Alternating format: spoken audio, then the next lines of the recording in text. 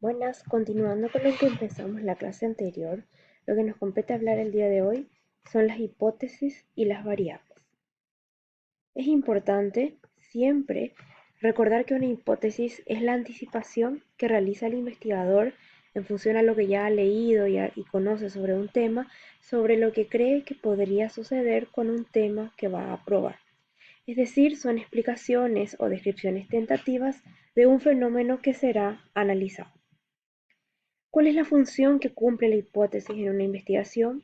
Es la guía, es la que favorece cómo va a ser descrito y luego explicado el proceso y los resultados, permite probar las teorías y también ayuda a generar nuevas teorías en función a los resultados de una determinada investigación. ¿Cuáles son los tipos de hipótesis? Esto es importante conocerla para poder redactarlas correctamente con nuestros estudiantes cuando presenten hipótesis en el marco de sus protocolos. Primeramente podríamos hablar de lo que son las hipótesis descriptivas, muy utilizada en estudios del mismo nombre que pueden involucrar una o varias variables, que sobre todo son afirmaciones de las características de un fenómeno.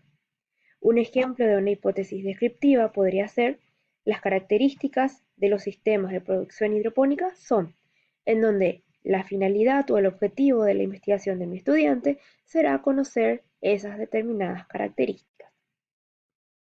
Luego tenemos lo que llamamos como hipótesis correlacionales, que relacionan dos o más variables y van a permitir determinar si las mismas están asociadas entre sí y cuál es su grado de asociación a través de un programa estadístico.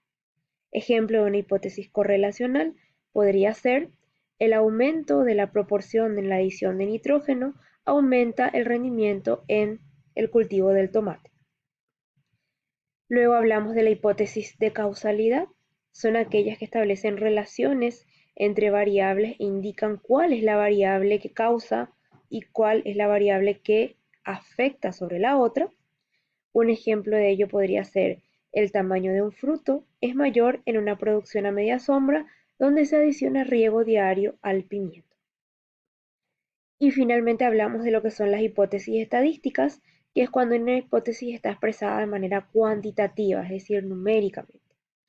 Un ejemplo de ella podría ser: más del 80% del cultivo del pimiento se ve influenciado por el uso de diferentes abonos orgánicos.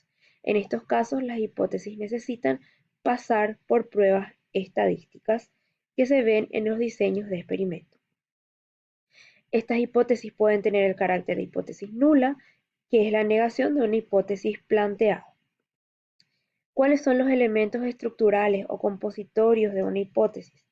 Las unidades de análisis, las variables y los elementos lógicos. Para ello pasamos a ver un ejemplo.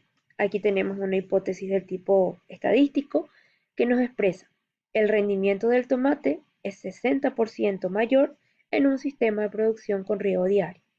La unidad de análisis, lo que vamos a estar analizando es el sistema de producción con riego diario.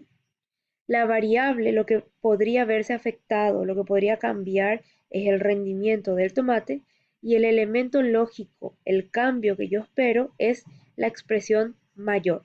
Podría ser igual, podría ser menor, pero siempre es importante ir identificando cuáles son estos tres componentes en una hipótesis para que esté correctamente redactada. Luego pasamos a lo que es el concepto de nuestra variable.